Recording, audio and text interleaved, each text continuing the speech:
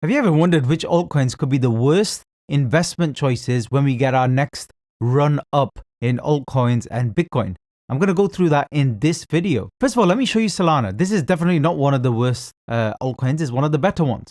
But when you look at the chart, you can see here from the December lows, clear impulsive price action with normal pullbacks. Like sometimes it could be 60% in the wave 2, which is normal. So this would be a 1 and a 2. And all of this is wave 3 ensuing, which is very strong in Elliott wave. But notice as we get the trend stronger, notice how shallow the pullbacks are. Look at these pullbacks, very, very shallow.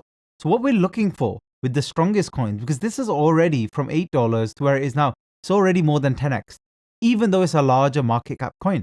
So it doesn't matter, even if the market cap is large, you can still get massive returns. But you need to see impulsive price action of ideally some sort of new low. That's what I'm looking for with these altcoins. And when I don't see that and I see choppy, rubbish price action, I stay away.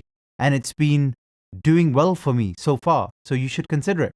First one to discuss. This is a daily chart of Matic USD. So Polygon, very, very popular on crypto YouTube, crypto Twitter. And recently here, we broke through and we hit a price of $1. Everybody was going crazy on Twitter. Let me show you. If you just type in Matic USD, you can see everybody's waiting for breakouts, everybody's long, everybody's very excited. And even if it's a 1%, 2% gain, they go crazy over it. I have no idea what the obsession with this particular altcoin is. Yes, one of the largest chains and stuff like that, but this can all change within months to a couple of years when it comes to cryptocurrency. Everybody's drawing charts showing when the breakout's going to happen. Now, at some point, the price could drag up. Absolutely, no doubt that could happen.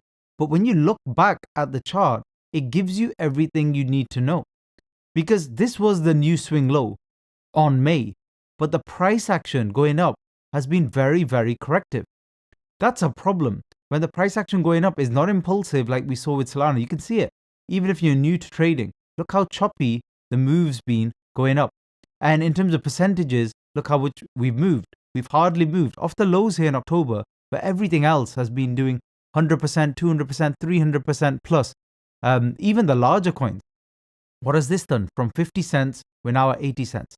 Pathetic. Like this is one of the worst moving ones you'll ever see. So even if you caught the exact lows, you'll only be up, let's say about 40, 50% here. That's not good at all. And even now, the price action is looking choppy. That's a problem. So what do I see with Matic going forward? I see maybe it will grind up and it will tag these highs. Will forever be in this consolidation of correction.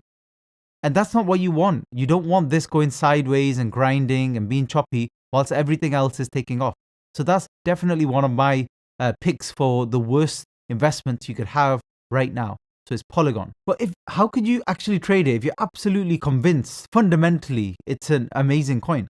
Well, if we say that this was the correction and it ended here and we are beginning something, you can wait. You don't need to be invested in this. You can wait for it to actually break out and start doing something interesting. And when it does, and when it starts having 20% moves, then maybe you can trade it. But I would argue against it because I think other things will move a lot more. Another one I've been proven right again and again is XRP. The move off the lows. Where's the significant lows we saw? In April 2020, we had this move from 11 cents all the way up to 1.8. And I was involved in some of that. And it was a good move.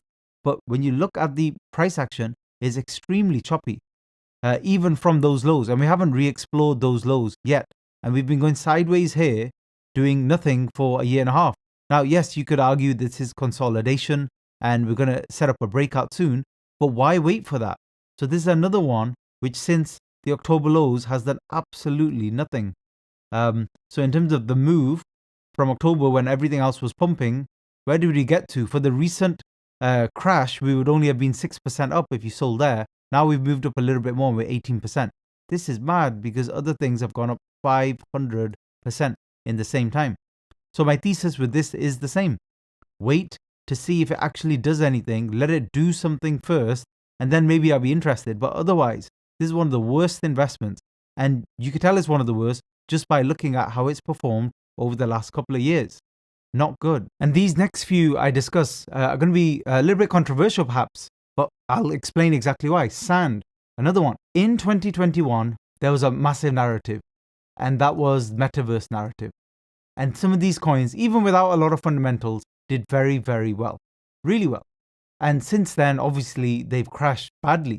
But what I'm more interested in is this is a new low here at 27.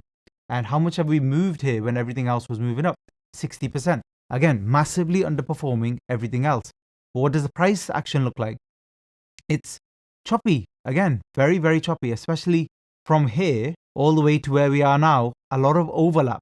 You don't want to see that. Sometimes in the initial part, let's say this is the big move. In the initial part of that move, you get some overlap.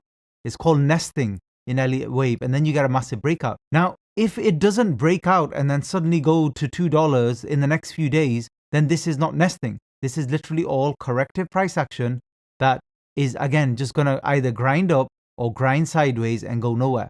So this is one I'm not interested in at all. Again, it used to be a good one for me. Even if you're just trading some of the pullbacks and stuff, you could get good moves, but not anymore. And the other thing about some of the weaker ones is you'll find that from January, that move from January, they've actually broken lower again from that move. Now, most coins haven't done that. Their actual low was January, and they've maintained a higher high. They've gone up like this, come down, and maintained a higher high. Let me show you an example. This is Fetch. This is an AI coin, but look what it did from the lows in December. 1, 2, and now it's probably going to get support around these tops, around 50 cents and above, which is what you want to see. And then, if this is indeed a 1, 2, and we're working out the smaller 1, 2, we're going to have blast off. That's what could happen with Fetch.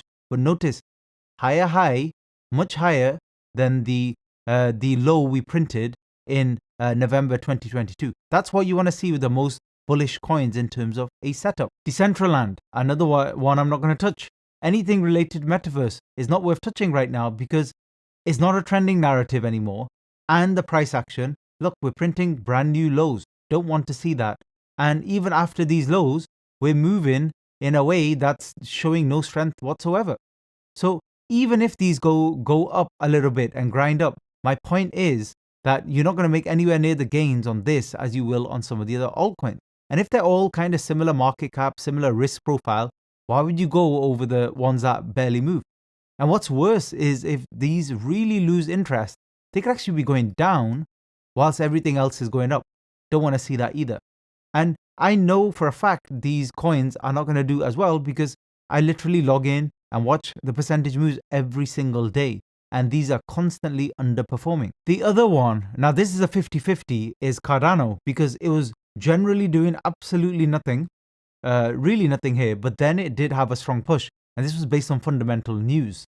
So it has that push. So this may now try and do something, but a lot of people will still argue that this is very, very choppy price action from the low here in June. And it's not really, it may not really do anything in terms of where the price is now, where the lows are. Like we're only up a 2x, we're up 100%. Not great at all. So if this maintains weakness and doesn't really do anything from here and kind of drags down as the volume in Cardano drags down, I would stay out and I would follow some of the stronger coins, some of the ones that I discuss regularly on this channel. Because your main goal is whatever your trading account is, you want to make it larger. that should be is more than likely your main goal with cryptocurrency. And if that's just your main goal, you should be backing the winners, not the losers. If there are any cryptocurrencies you'd like me to review, mention them in the comment section below. Thanks for listening.